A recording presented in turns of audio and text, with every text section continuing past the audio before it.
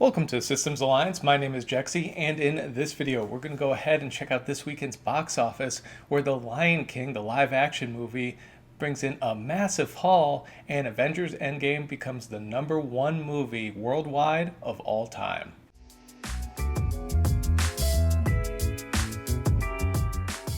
So Harry Potter and the Deathly Hallows Part 2 held the July record previously with $169 million in its opening weekend.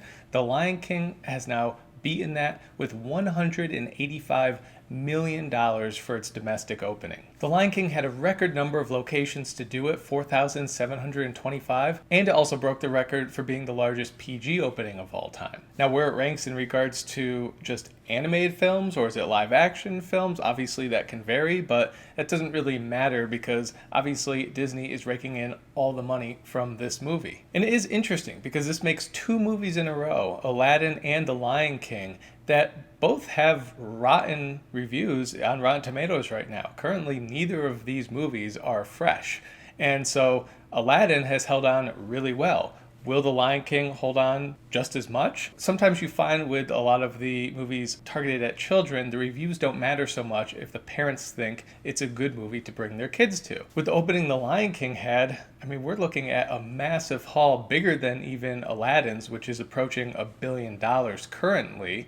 And who knows? If it does well overseas, maybe The Lion King can pass even the original once you factor in inflation. Obviously, that is a stretch. The original did make a ton of money, the highest grossing Disney movie of all time, but still, it is a possibility. This is actually the second weekend that The Lion King has been released overseas, and it brought in $269 million, so its global total with the domestic opening now stands at $531 million, so already over $500 million. China, as usual, is playing its part by grossing almost $100 million over there, but if you were wondering, once you factor in for inflation, the original Lion King, like I mentioned, top grossing Disney movie of all time, at just around $1.8 billion.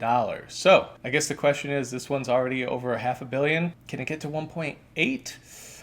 I'm not gonna say yes yet. I don't think it will reach there. Who knows? Could even reach 1.5. That's a possibility. But 1.8, that is definitely a hefty goal for any movie. So I don't see it getting there, but still, regardless of the reviews, it's going to be another hit for Disney. Now, coming in at number 2 this weekend, another almost Disney property, along with Sony in this case, is Spider-Man Far From Home. So Spider-Man Far From Home dropped just under 54% to bring in $21 million domestically. That brings its domestic total to just under $320 million. So it is falling a bit faster domestically than you would like to see for a movie that's making all this money. You could say maybe part of it is because of when it opened on the weekday, so it got a bunch of views in there, but either way, it is still falling pretty fast, domestically at least. Overseas, though, it's another story, because overseas it now stands at $651 million. Add those two together and you get over $970 million so far. And now it's hard to say how the legs are going to be overseas, but it had another great weekend, and taking a look at kind of where it stands, I think you're going to see this movie, once you factor in for inflation. Up next is actually Captain Marvel, so it's got to pass Captain Marvel, $1.1 billion. And then there's Spider-Man 2 and 3. I think it can possibly reach the Spider-Man original, Spider-Man Sam Raimi movie, which is at somewhere around $1.27 billion. I think it can do it. It's going to be tough. It's going to take a long time, but I think it can do it to become the #1 Spider-Man movie of all time. Obviously, I think what will help it is that people are so hungry for everything Marvel right now. San Diego Comic-Con, they just released the slate for the future of all the movies that are going to happen, and obviously this is the last one in the Infinity Saga, as they called it.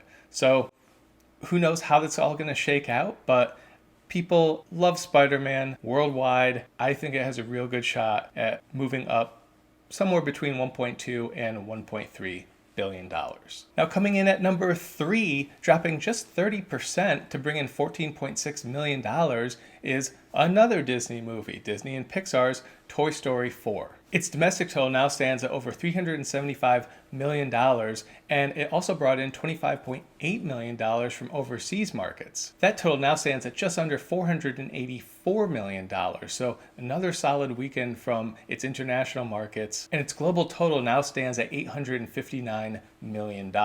Toy Story 4 is certain to join the billion-dollar club, but the real question is whether it's going to reach Toy Story 3 at the $1.1 billion range. And obviously, you have The Incredibles 2 at the $1.2 billion range, and then you have Finding Nemo at the $1.3 billion range once you factor in for inflation. So at its current pace, will it reach Finding Nemo? I'm not too sure. I also think that reaching Incredibles 2 is going to be pretty difficult as well, but I think it can become, just like Spider-Man, I think could become the number one Spider-Man movie of all time. I think Toy Story 4 can become the number one Toy Story movie of all time. And with all these movies, we're looking at over $1 billion. And I remember, not that long ago where $1 billion was insane. But now it seems like, oh, you got a decent franchise, you put a good movie out, you'll make $1 billion. So definitely a different world we live in now, but that's also why I factor in inflation. Now coming in fourth place this weekend, dropping 50% to bring in $6 million, is Crawl. And Crawl, with its $13.5 million budget, now looks like it's definitely going to be making a decent profit for the studio. Internationally, Crawl brought in $2.7 million this weekend, and so while that doesn't sound like it's going really well, it's only actually been open in 26% of its overseas markets. So Paramount still has a lot more to open this out in, and so I think that's going to bring in a decent haul overall. Globally, it stands at around $33.7 million, so I think it's already been profitable for the studio, but with so many markets left to open in, I think this is a pretty good bet for Paramount to make some money. And rounding out the top 5 for this weekend is Universal's movie Yesterday, which dropped only 24% to bring in $5.1 million, so a great hold for this movie, and it's been holding on pretty well for a while now. It added $4.3 million this weekend from overseas markets, and that brought its global total to just over $98 million. So it's obviously going to cross the $100 million mark, but it also only cost $26 million to make. So Universal is definitely going to make a decent profit on this one. But of course, we have to finish off with the number 11 movie. And actually, it was number 11 last week too. And although I thought that Avengers Endgame was not going to pass Avatar until next week, it didn't actually drop at all. In fact, it brought in, it looks like even a little bit more money if you include the entire week this past week, including this weekend, than the previous one. And so it has officially passed Avatar to become the number one movie unadjusted of all time, and its total now stands at $2.79 billion. So I guess the real question is, what do you do once you're number one worldwide of all time? How much more money is this going to make? I mean, because it brought in almost $10 million from last week the same time to this week the same time. So who knows? It's really up in the air at this point. Is The Lion King going to eat into its overseas numbers? Obviously, you would have thought it would have done it this weekend, but it seemed to stay pretty steady. The real question is, how long is Disney going to keep it in the theaters for? I think that's going to really determine how much more money it makes, how much further it wants to put itself away from the competition. Right now, it's just barely over Avatar, but in the coming weeks and by the time they actually take it out of theaters, who knows? Maybe it'll be 10, 20, maybe even 30 million more.